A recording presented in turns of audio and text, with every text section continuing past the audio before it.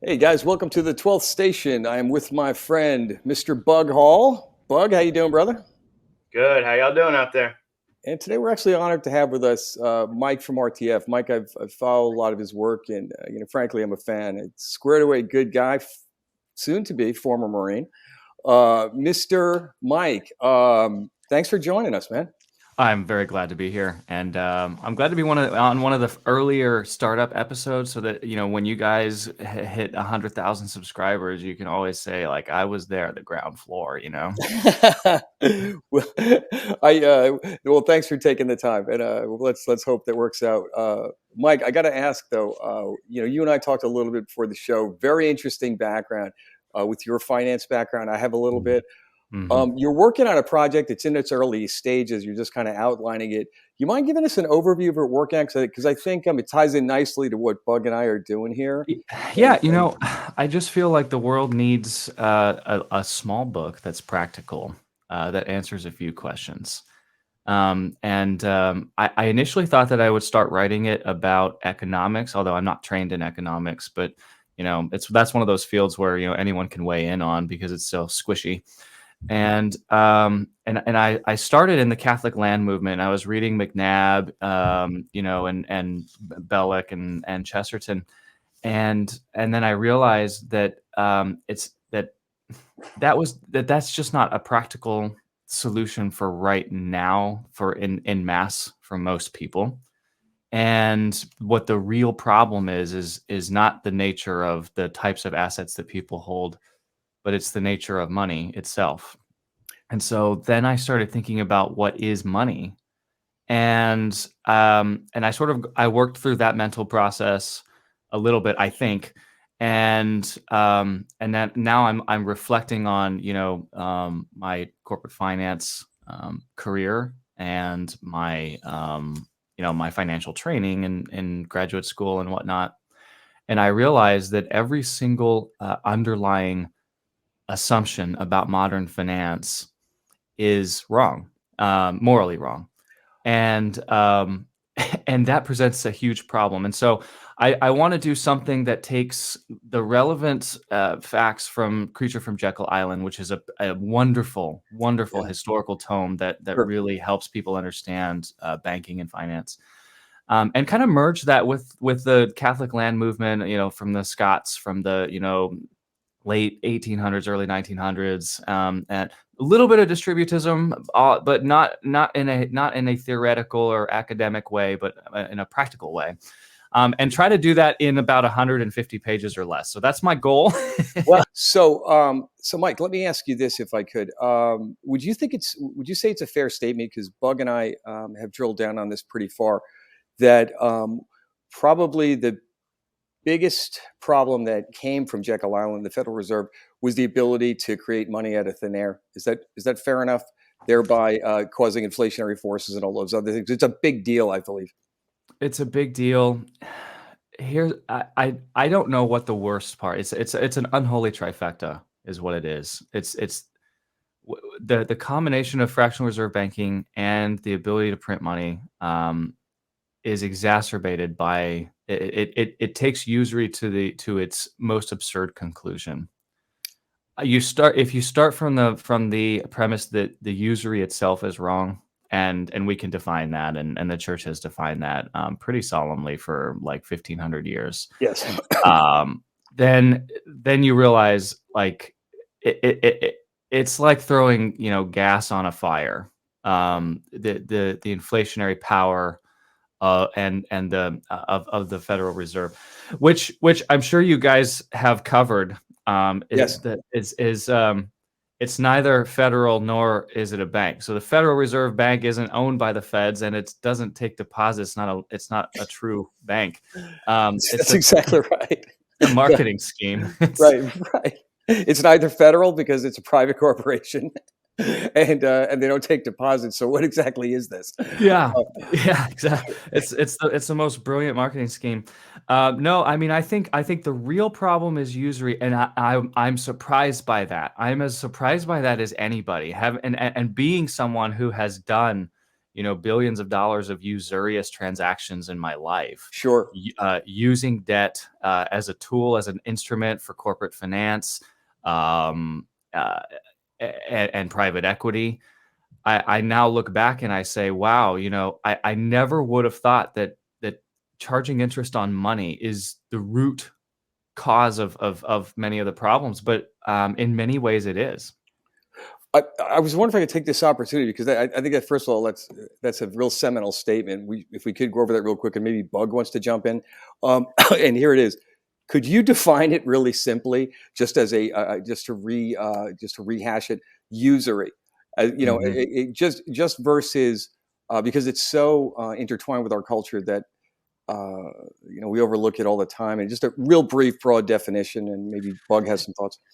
Yeah, I think to that is really the key of what we need to discuss is how can we even define usury, because it has Yes. been so often redefined and misdefined. I think if most people heard the word usury, they would say, "Oh, charging a high interest rate." And then you say, "Well, what's a high interest rate?"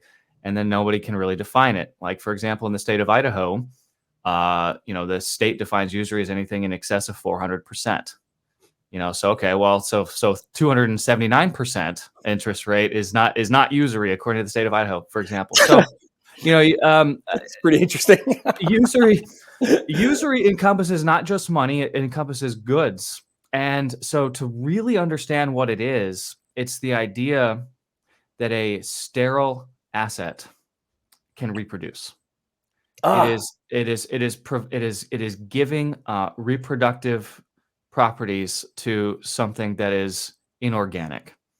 So it's the idea that money can make money for money's sake, or it's the idea that goods can make money for money's sake as well. And that latter portion is so often so misunderstood within the context of usury as well. When you go back and read some of the earliest exhortations, magisterial exhortations against usury, Denzinger is a great place to go for that. You just go right to the index, you go to usury, and there are 100 references, and you just start in the beginning. Very often you'll see the popes condemning the reselling of wares, of goods, for a price that is higher than their actual price. And so and that is encompassed in the early definitions of usury. So being a merchant, and you risk being a usurer. And the reason why the risk of being a usurer was so grave is because for 1500 years the usurers were denied ecclesiastical burial. They were buried alongside suicides outside of Catholic seminaries. No requiem masses. This was a very serious sin to wow. be a usurer in Christendom.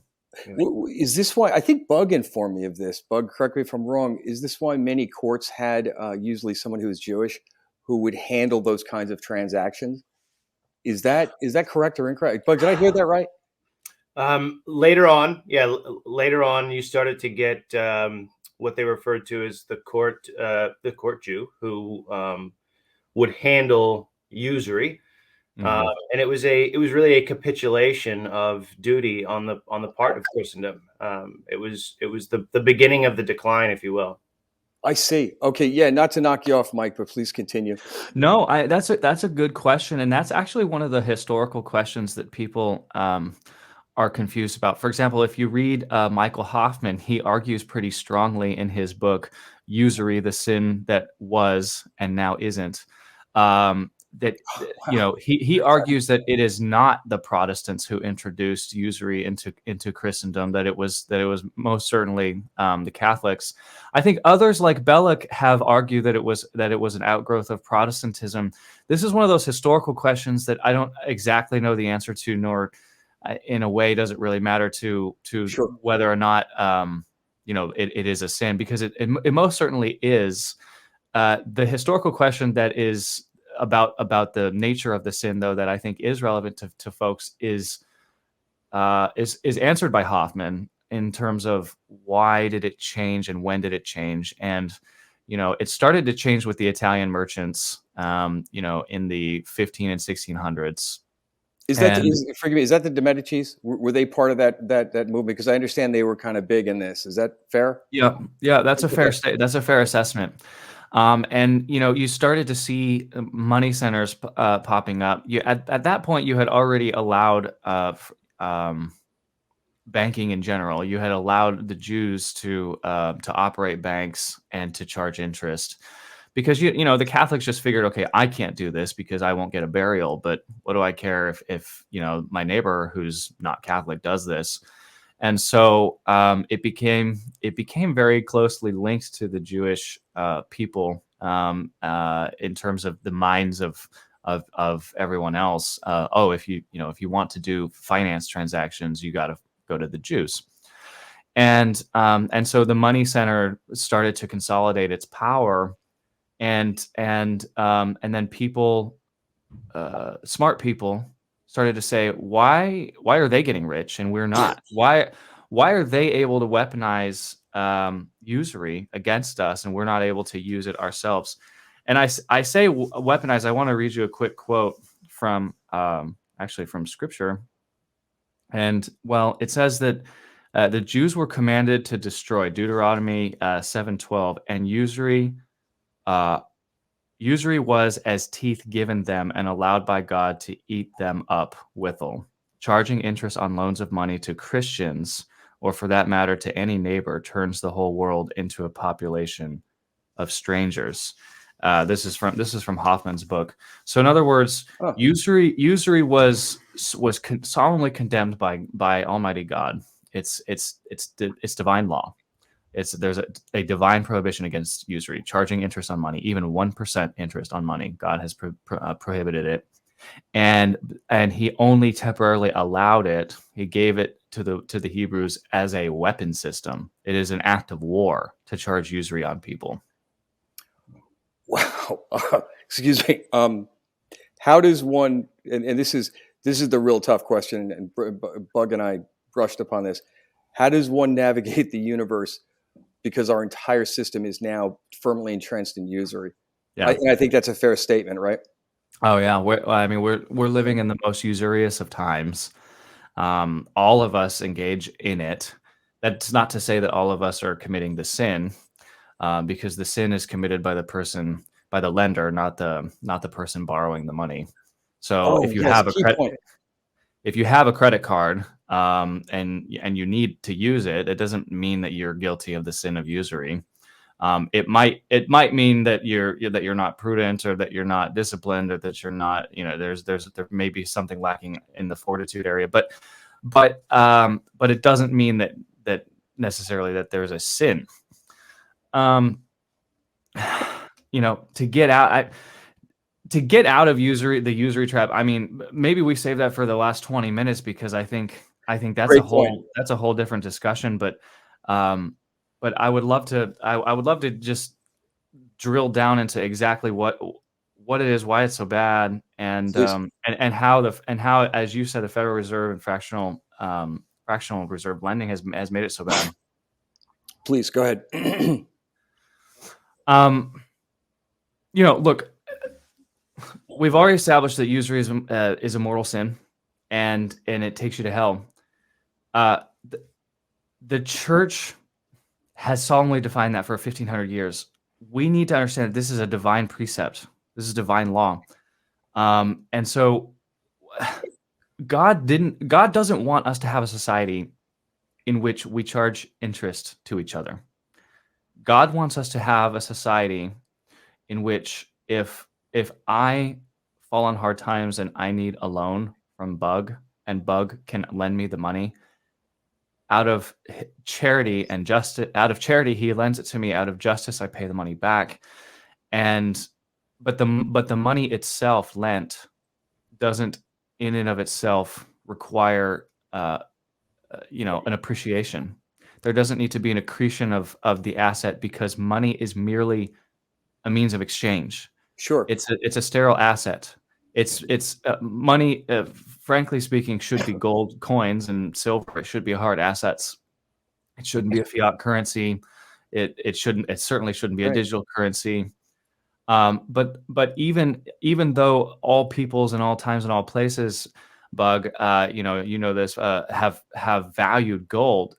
There's not really an intrinsic value to gold other than, you know, its beauty, its malleability, and its scarcity. It's just that it has always been accepted, even and scripturally too, as Sure. a means of exchange, as my ability to purchase my daily bread, my ability, and so that's all it is. Yeah, it should be. So back to your earlier point, gold should be money. Yes. Is really, and you know that is scripturally based. It's arbitrary, but it's solid. What I was going to say is that, you know, well, we know what it is. It can't be Mhm. inflated, et cetera, and so forth. There's a lot of moral imperatives that come with that. We actually did a whole show on the wiseness of protecting your family's wealth with that. Excuse me, but go ahead.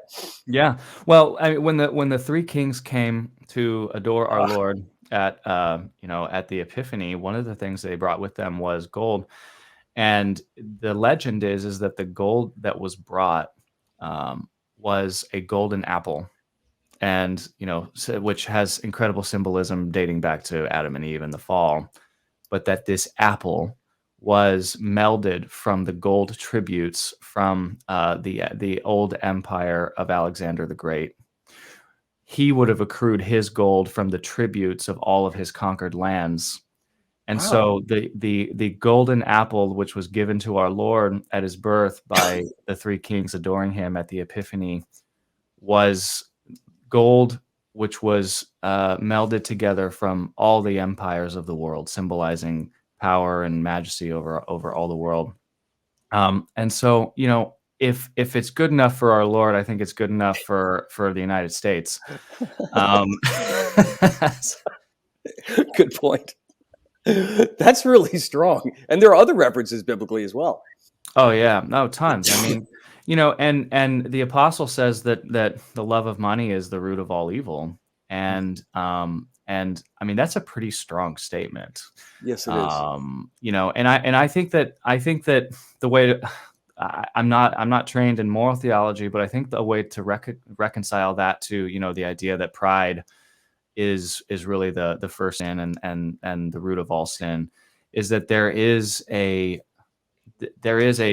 deep connection to the love of money, i.e., usury, and pride, because it is the belief that your money is worth more than other people's money, that your money should grow faster than other people's money, that you deserve to accrue wealth beyond and at an accelerated rate compared to your neighbor. And that is, I think, what one of the underlying assumptions in our global economy today, and what the United States exports to people through the expansion of so-called democratic free societies, Sure. which is a society based on greed. And so, a lot of people, and you guys talked about this on your economic podcasts, getting away from the sort of classical libertarian, laissez-faire idea of living and getting back to an appreciation for, the common good and understanding what the common good actually is. And that's something that we have to define, up front, and help people understand, because in a world where we care about the common good, where the three of us, our neighbors, let's say, I cannot, in good conscience, accrue wealth beyond that which I need while I see the two of you suffering, and it's reciprocal. Yeah. And so, and our Lord didn't want us to have a society in which the only thing that mattered was accruing wealth as quickly and in the highest magnitude that you can before you die, and that being the measure of a life well lived. I mean, that's just not Christian. Well, One of the things that really jumps out at me here is, we talk a lot about the attacks on masculinity in the culture. One of those attacks is simply removing men from reality. This this Mhm. this slow decline in our connection to the real world, right? And it's really hitting hard right now, more than it ever really has, with all my thought on this. this economic system that we're in, right? This idea of false money, this idea of money making money for money's sake, it all contributes to that separation from reality. I think you summed it up beautifully when you said that we should live in a society where we are using real money, right? Whatever that is, whether it's gold and silver and coins, it's tangible, it's real. What happens when you dump a whole bunch of money onto anyone, right? They don't see it as real. It's the old lottery trick. It's the old lottery thing. Yeah, right? yeah. How many of those guys work out well? Their lives get destroyed. Right. And our entire economic system is built on that in a way. It's kind of a sort of lottery in the sense that we're all just using fake money that, you can hold the paper, but you have no idea what its backing is. It's built on a system of usury. And men are taught from the time we're really young. I mean, I remember people constantly trying to teach me that the purpose of money is to invest it and to make your money make money. That never made sense to me, but it's just ingrained in all of us that that's its purpose. That's what it's supposed to do. And if you're not doing that with your money, you're a crazy man, right? Sure. Yeah. And how many of us? This would be an interesting question. I want to pose to both of you guys, especially because Mike, you're in structured finance. And I assume you're no stranger to the trappings of wealth. Bug, I know you're the same way. How many people do you know? Because I know many of them whose lives are utterly destroyed by this, and it becomes this nonstop treadmill of more, then they die. Yeah. No, I mean, and I've had the opportunity to spend some good quality time with some of the wealthiest families in the country, and I know plenty of people who are millionaires and even beyond that, and these people are miserable. Yes, they're miserable, and very oftentimes they're the stingiest people that you've ever met. Oh, absolutely, and it's so ingrained in their nature because remember, money is to make money. And so there's no such thing as mutually beneficial. There's only the win-lose zero-sum game scenario. So if you're getting money, that means that I'm losing, right? Which is insane. Actually, the one good part of capitalism ought to be the fact that we can actually, through innovation, technological innovation, and other factors, you can in a way grow wealth, which leads to deflation, which is another story. Which means if we're going to go the gold standard, but that's another discussion. Something really jumping out at me right now too is so I've talked a lot about the trappings of fame or the trappings of any vice, right? It's more and more and more. All of those are particular to one object, right? The idea that the root of the love of money is the root of all evil makes so much sense because it's suddenly attached to every object, right? That idea of more. That trapping of you can't ever get enough. Once you hit a certain point, you're only going to raise the bar and want more. With money, it's attached to every single object out there. Whether your vice is I want more of this, or I want more power, or I want more anything. Consumption, right. The consumption. Whereas any other vice is relegated down to its own object. If it's fame, it's relegated down to just that, right? Sure. Or any other vice. That makes sense to me. It makes sense that as soon as you use money, as soon as you weaponize a monetary system, everybody is trapped. Everybody is going to grow in whatever vice that is particular to them. Yeah, and that is the point I think that that folks need to hear, which is that usury promotes sins against the 6th and 9th commandment. Usury promotes all of the other evils that we see in the world because of, as you said, Bug, without using the M word, materialism. It entraps people into the material world, and it puts everyone on this this debt treadmill where we are constantly struggling to make interest payments to someone who who owns it, who if we miss one payment owns our assets. That's fine though, as long as it's not 400% or more, right? Yeah, right. Now, and here's the thing, and I'm taking a very hard line on usury, but I want to bring in E. Michael Jones's opinion on it as well, and others, and even some of the famous exorcist priests on it. they take a different approach to what is usury, because living in the world that we live in today, where we do have, fractional reserve lending, which creates an inflationary effect on all of our lives, Sure. the printing of money, quantitative easing, the weaponization of usury by the Federal Reserve against all of us. So it creates this idea of it's normal to have an inflation rate of like 3.5%. And if trained in finance, I know you know this, James. Well, pretty much everybody knows this. You have your hurdle rate on an investment of at least beating the inflation rate, right? Right. Because you have to grow your money faster than inflation, otherwise inflation eats it away. Yeah. And Think about that for a second, but go ahead. so charging, if I'm going to lend Bug money, let's say, then E. Michael Jones would say, well, it's okay for me to charge him 3.5% because otherwise, I'm losing because I'm living in an inflationary environment. And so I could have taken that money. I could have bought land, productive assets, cattle, whatever, whose value would grow and beat the hurdle rate of inflation.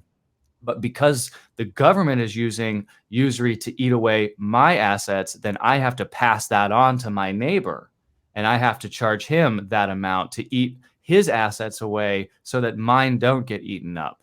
And so what the government is putting us into this moral bind. Wow. That's an interesting way to put that, man. Go ahead, please. Yeah, I mean, the government is making us strangers to each other. It's forcing us to treat each other like strangers, not like Christians. And they're the ones holding the guns to our head and forcing us into these scenarios. And so now it becomes, if I want to truly lend in a Christian manner, then it's an even higher act of charity today for me to do it than it was before, because I'm taking a loss. I'm not just going to be made whole. I'm taking a loss because my money will have been deflated once it comes back to me, and I've charged zero interest. That's right, and that's not even taking on the obvious credit risk if the guy can pay you back. Exactly. Which is real. I got to tell you something. I never thought of it that way, Mike. That's amazing. Bug and I kicked around the idea of irresponsible government spending as effectively a tax by causing inflation. Mm-hmm. But what you really have pointed out, and I think brilliantly, is not only is it a tax, it's destroying personal relationships and families, right? Yeah. It's like, so you have to view things this way or you're a fool, by the way. Yeah, that's right. And you see siblings, will lend money to each other, and that kind of goes into especially you see this when the father dies, and then the assets get, divided up amongst the family, which itself is a French revolutionary principle. And then, there's bickering and there's infighting, and then you have to sell the assets to liquidate them, to split the money equally amongst the children. And then there's always, there's the executor, and then there's and then it can get ugly. And you remind me of something that's still French law to this day, I believe. Actually, if you've done any research with that, in the sense that there are definitive laws about estates when they're gone, the children, the wife, the second wife, all this stuff. Is that where it came from, Mike? I wasn't aware of that. It's an outgrowth of the French Revolution, which was an attack on the family. Because prior to that, you would have primogeniture, which is the firstborn son would inherit everything, and he was raised in a certain way too. He would not only inherit all the assets of the family and the estate, but he would inherit the responsibilities and the duties of caring for his younger siblings and ensuring that they were educated and married well and sent into religious life. And so that's how the family would sustain itself, and that the estates would pass on. The French Revolution mandated that the estates would have to be divided equally amongst siblings. But how do you divide a house equally? Like you get the floorboards and I get the head beams. No, you have to sell it. And so that was the idea. They wanted to break up the landed gentry. And they wanted to break up, 16 generations of Catholics and turn brother against brother and sibling against sibling. And we inherited that in the United States. And so it's the norm now. And that's where government snuck in the United States with the death tax. You pay taxes your whole life to Caesar, rendering to him much more than what is due to him. And then when you die, you got to give him half your stuff too. And the only way to make that payment is to liquidate. That's right. That's wow. That's a great point. I got to tell you, Mike, and Bug, you guys framed this up really, really well. I think the folks at home have a pretty good working out. With your permission, because I think the next part's going to be very, very interesting. We're gonna hit. That's the dive signal, Mike. We have a lot of high tech effects around here, and we have a lot of high tech effects. Go ahead. I'm sorry, Bug. Hit it, man. Yeah. Can I just jump in now that we're jumping into solutions? I want to start with the very last thing that Mike said. Please. This idea of having to liquidate your assets in order to divide it amongst your kids, and how to circumvent the death tax. Because I've done a lot of research on this, and I'm sure you have some really good ideas there. Let's start there, and then let's get back into people's actual lives, as they currently are. Yeah. So, I mean, raising your children, they're not all equals. And what we need to get back to is having heirs to the family. And this is how nobility worked, and this is how peasantry worked. You had the heir, the firstborn son, usually. Although you could disinherit the firstborn son for any reason. It's not just punitively, but if he had a religious vocation, sometimes you would disinherit it. It depended on which country you looked at. But and some countries, by the way, did lastborn son, and for this particular reason, they did lastborn son would inherit all of the wealth, so that there would be less turnovers of the wealth. So you would elongate and stretch it out, to avoid, the risks involved in turning over the estate and rendering to Caesar. But from a practical level, I think we need to prepare our children to take over our estates, and that principle alone can go a long way in restoring Christendom, because it gives families an identity. It tells children who they are. Wow. It teaches them that I am a Hall, I am a Maughan, and the Maughan family lives at this estate, and this will be our holding, and we do things this way. Yeah. And that's how it's been done, and that's how we'll continue to do it. Yeah. That is powerful. I just did a whole lesson with my kids on hierarchy, presenting the various types of hierarchies, and then drilled down on family, and the idea that the family unit being a hierarchy, there will always be a head of the family, right? Yeah. And someday, and I talked to them about this in the lesson, someday I will go to my eternal reward, and there will be somebody to replace me. It will probably be your brother. Mm-hmm. And, as of now, we don't know what kids we're having or not having. And, but I said, someday there will be somebody to take my place, and they will continue to care for you, and they will be charged with that solemn duty. So preparing your kids for that, I think, is just absolutely crucial. Yeah, it prevents this. One of the things about America that we excel at is destroying anyone's connection to, not only connection to the land or to where they live, their geographic location, because we move at the drop of a hat. If we don't like our neighbors, we just move. We change states, whatever. Sure. Which is a novelty as well. And like, as you know, all mortgage-backed securities models are based upon that. Everyone moves every 4 or 5 years. That's right. It's built into the cash flows. Go ahead. That's right. That's right. And we encourage that, and the governments love it too, because every time you transact, it's a taxable event. So, so everyone gets their cut except the family. The family suffers. But not only do we excel at that, but in terms of the principle of identity, which is really what's under attack today, the principle of identity. You can't say a man is a man or a woman is a woman. So philosophically, the principle of identity is under attack. But within the context of the family, people have no connection to no familial identity either. They don't think to themselves, I am a Hall. I am, you look very Celtic to me, Bug. I don't know. I suspect you're probably 100% if I had to guess. Right. So when your children are going to know, I am a Celtic blooded American. My heritage goes to Ireland and Scotland or whatever. We talk about our people, referring to our heritage. We refer to ourselves always as the Hall Barnets of the Holy Cross. My children introduce themselves like that, and they explain to people who we are as a people. because identity is crucial to this entire to combating this entire model that's against us. Yeah, well, because what you see is you'll see Maughan. I see Maughan, and I see Irish. Right. So, but imagine a little redheaded Maughan or a little redheaded O'Brien at 18 years old, floating the Nile River, trying to find himself. Yeah. I mean, that's the product of American life. Is I have to go out, I have to go on a journey, and I have to find who I am. But in Christendom, we know who we are. We have the principle of identity locked up. We are members of our family. Our family has a trade. The trade gets passed down.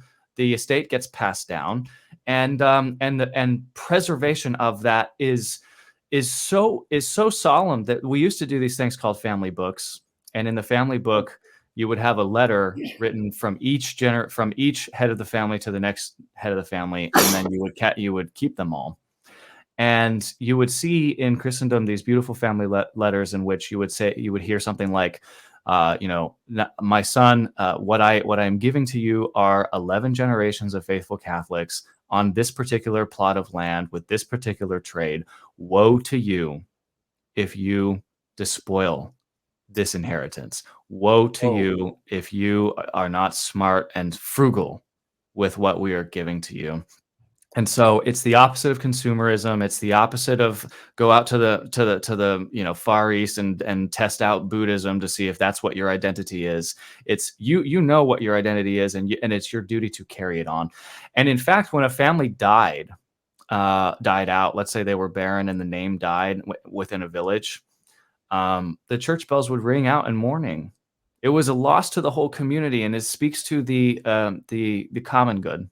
And the loss of a family, the death of a family.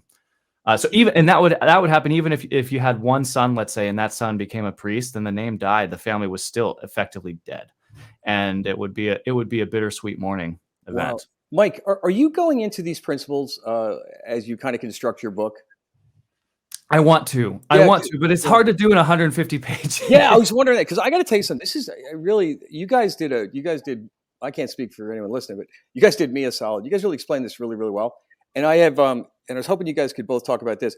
I've been to Bug's house, and he explained to me sort of where he's trying to go, and it's a very interesting thing to be there. Mm-hmm. As he's got his kids running around, and and you kind of, and this is his vision. I'm kind of listening to you, Mike, as well, and you just put into context for me something I hadn't thought about for a while. I'm 100% Irish. And all of my family, to drill down further, all four of my grandparents from the west of Ireland, Mayo, Galway, that sort of area, very agrarian. Mm-hmm. I went back to see them with my father, and it was a very powerful trip. And what I found was so interesting, because this is the beginning of the modernism taking roots in Ireland. When I was having this feeling of severe attraction and attachment to this, right? They were apologizing that they weren't joining the modern world. And I ask you to fast forward and think of Ireland today. It's unrecognizable to the country it was 50 years ago, or how my grandparents would have recommended. They fully turned their back on this beautiful thing that they had. Mm-hmm. And they embraced modernism. But that's sort of, I don't know if that's appropriate. I might have gone off base there, but. No, but I mean, but it ties into the money center. Yes. And because the money power is what is driving the consolidation of people into cities. It is the driving force behind, the learn to code, live in the pod, eat the bugs, stay social distance from people. It's the money power that is driving all of that, because the money power wants human drones. Yes, that's right. That's a human drones. Wow, is that I've never heard that used before. That's very powerful. And all I could think about was my sister sent me a video of an Australian policeman walking in and disrupting mass in Australia. Yeah. If you guys saw this on Twitter, making sure everyone had their mask on. He's just doing his job, Mike and Bug. He's the human drone. I'm just doing my job. Wow, that's really, really powerful. Could you guys, because I'm personally really interested in this, because I think you guys are about to unleash on some real wisdom here. How does it look like what does it look like in terms of moving forward with this? And again, solution based. Bug gave me an introduction to this. I believe it not only viable and sustainable. and in context, quite honestly, Mike, in context the way you guys both framed this up, and Mike, the way you did, I find this very, very compelling. So moving forward, could you guys comment on that a little bit more about, like, I'll give one really easy practical thing that anyone can do, no matter what their stage of life is, state of life, married, not married, rich, poor, whatever. Transact in cash, carry cash. As opposed to digital. It makes money real. And one of you made that point about money losing your connection to the reality. As Thomistically, we experience reality by our senses, but if you swipe a card, you're just another step removed from the reality of money. Now, is a $20 bill? If you hold a $20 bill in your hand, is it actually what is it worth? Well, we don't know, because it's fiat currency, but at least you're one step less removed from the intrinsic value of the thing. And so I recommend people transact in cash. I think this is another way to avoid Big Brother as well, and the social controls and all of that, and it's more anonymous, but even more importantly, it connects all of us. My wife and I, when we first got married, we did the Dave Ramsey thing, because we both brought, kind of student debt and a car loan into marriage. And we're like, oh my goodness, we're already underwater and we're just 22. And so we transacted in cash. We kept an envelope full of cash, and we divided it up into, like, okay, this is our gas money for the month, and this is our food money for the month, and this is our whatever for the month. And we tried to live inside that envelope. And if there was anything left over, we moved it to the back of the envelope of, like, hey, here's our excess. I think that's probably a very good practice you don't necessarily have to do the envelope thing, but I think that, getting away from just swiping the card, will get us closer to, the value of money, even if the coins in our pocket aren't really, gold or silver. I think it's a great idea, Bug. What do you got, man? Any comments on it? I think that's brilliant. I think me too. The next step, because our goal as a family is to remove ourselves from that system. A huge part of us taking the vow of poverty, aside from the spiritual benefits and all that, is removing ourselves as much as possible from that system, from the whole egregious, usurious mess of a system. Sure. And I think Mike's point is brilliant, because if you want to start taking those steps, you work through that, right? Then your next step is trading hard assets with people. Yeah. Right. Your next step is Sure. removing the fake money as the middleman, even, and taking the next step of, I've got this. My crops just come in. What do you have? Right. I raise beef. You raise pigs. I love bacon. Beginning that trading back and forth. And by the way, you don't have to live an agrarian life to do that. We all have extra stuff. And people who learn to trade. I know a guy across the street from me. I was just talking with him. He traded back and forth on Craigslist with somebody and with people, and ended up with something much more valuable in the long run than he had. A big part of that is because you're removing the fake money as the middleman, because that actually eats away at the value of the real thing. And that includes service sort of contracts, right? In other words, absolutely, I'll help you put on an addition or whatever, whatever the heck it is. Yeah. And I know a guy here where I live. Sorry, Mike, go ahead. There's a guy here where I live who's excellent on Thomistic theology.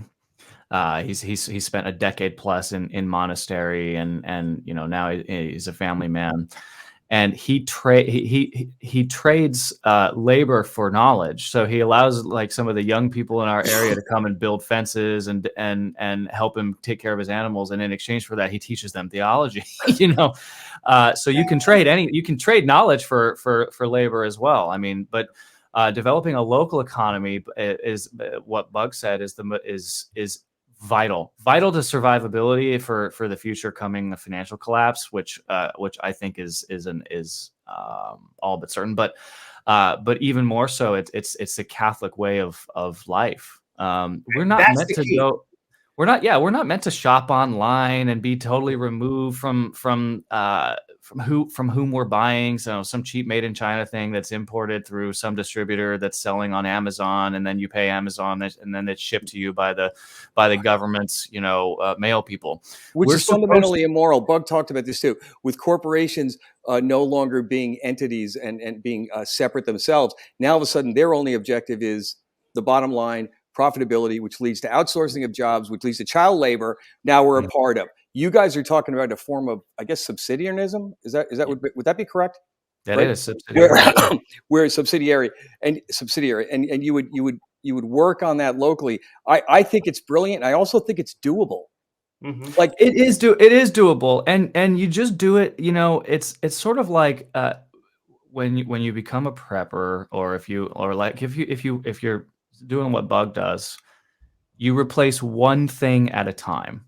You start with, okay, I'm going to replace my lettuce. I'm going to grow my lettuce. That's all I'm going to focus on until I get good at it. And I'm going to do like lettuce, tomatoes, and pickles. Sure. And you say, I'll still buy everything else at the grocery store. I'll still live my normal life, but I'm just going to replace those things. If you can just take bite-sized chunks out of what you can replace, what you can localize, I think it starts a revolution. Mm-hmm. I think it starts a revolution inside the home and inside the community, but it ultimately will lead to a revolution in our country. Really interesting. Wow. Yeah, and to your point, I still think this is, if you drill down on this and you understand the philosophy behind it, and you're trying to live a Catholic life, an authentic Catholic life.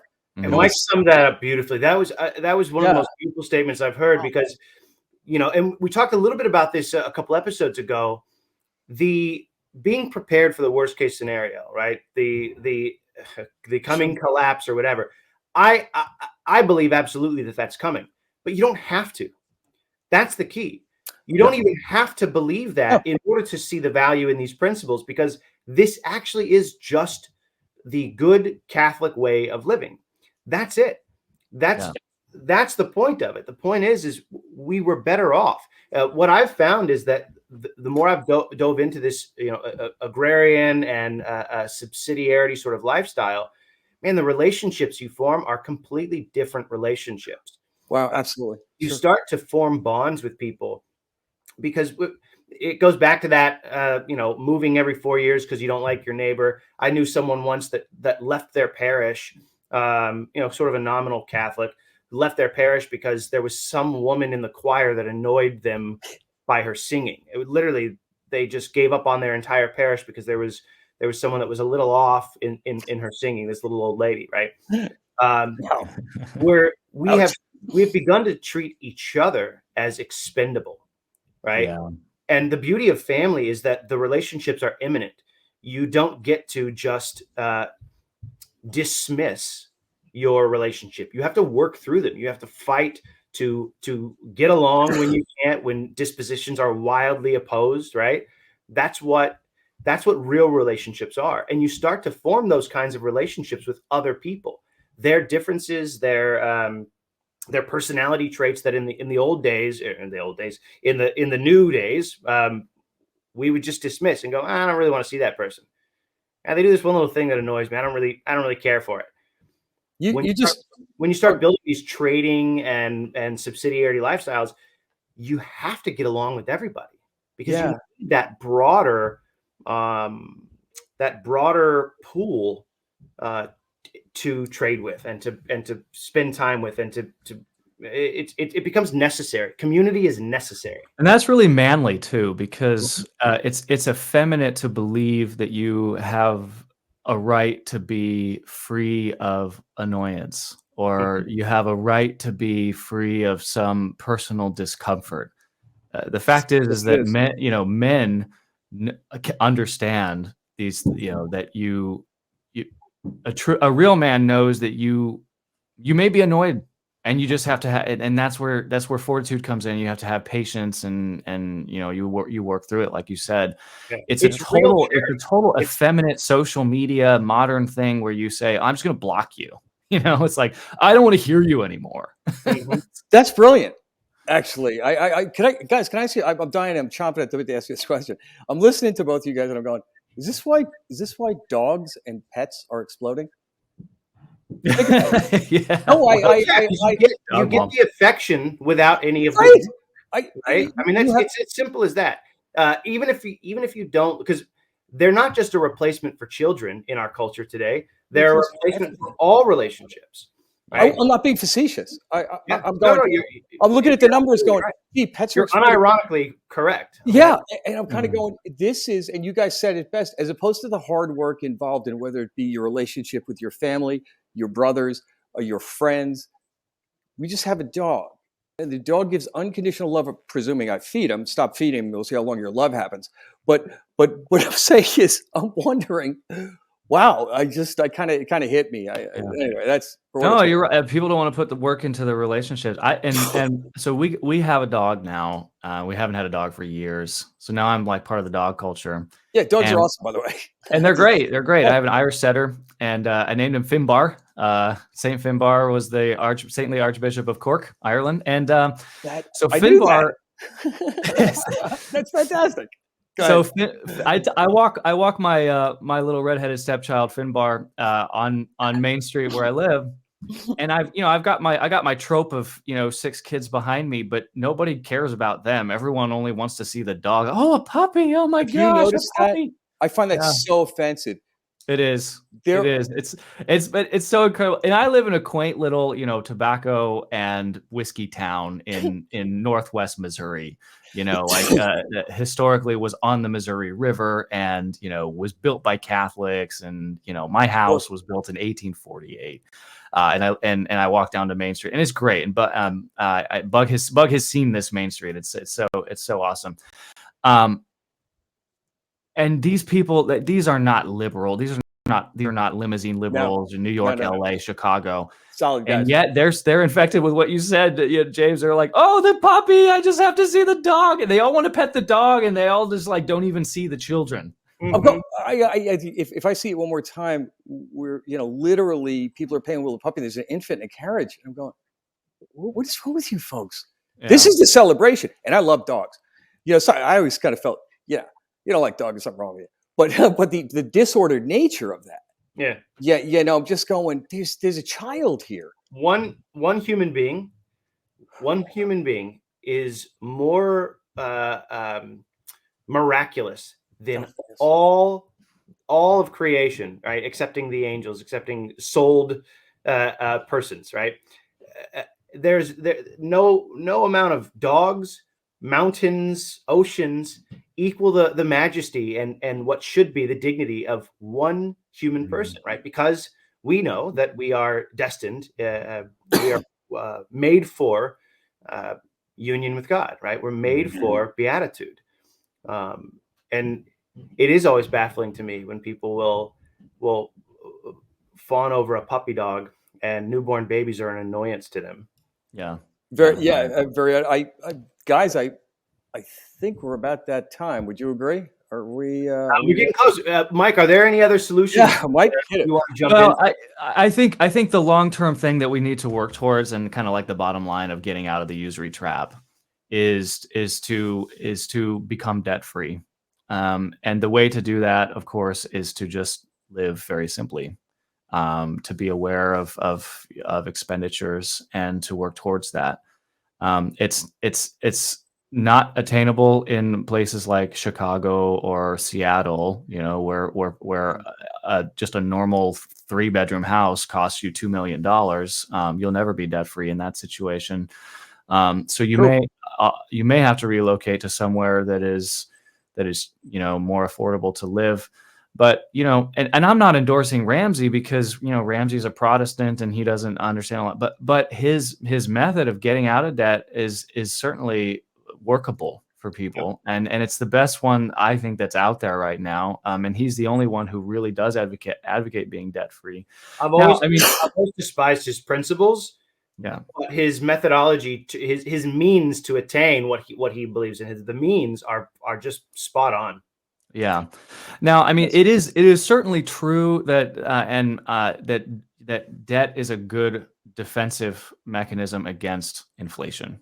And so, from a practical point of view, when when we look at it, we say we're in an inflationary environment right now. We're probably headed to hyperinflation at some point in our It'll pile lives. on the debt. They'll Yeah. you'll inflate your way out of it. That's right. Yeah, that's right. So slap a mortgage on the house and put the cash into gold, and then when a wheelbarrow full of money buys a loaf of bread, suddenly your mortgage isn't that expensive. So I understand the financial wizardry of why you would want to have debt to protect you against inflation. But what I'm proposing is actually that we accept the circumstances of our fallen society, and that we say to ourselves, the hyperinflation may come, and it may come for us all. But my protection against hyperinflation isn't going to be participating in usury. My protection against hyperinflation is going to be participating in productive assets, land that has bounty to it, livestock, real estate, even as rentals. Sure. Though that's I think if we start placing our wealth into those types of buckets, or even real assets like gold and silver. Yeah, like physical gold. They're our sponsor. Bug and I talk about this a lot, and we're not setting up for that reason. But there's a lot of value to that, to actually own precious metal, silver and gold. There's a lot of truth to that. But go ahead. There's I think one asset too that inflation can never erode, and that is, coming back around to the main point of the show, that is virtue and character, right? Right. At the end of the day, and this is the hard truth. At the end of the day, we are not in control of our lives, right? We are to a certain degree. We have a duty to do our best at all things, but the gulags might come. I mean, there is no telling what might come for us. Sure. If you're a man of virtue and character, if you have chosen to prepare yourself for suffering by embracing what little sufferings you have now, right? Preparing for that, you'll make it. You'll find a way. That's the beauty of character. It's like education, right? The purpose of education is the growth of the soul.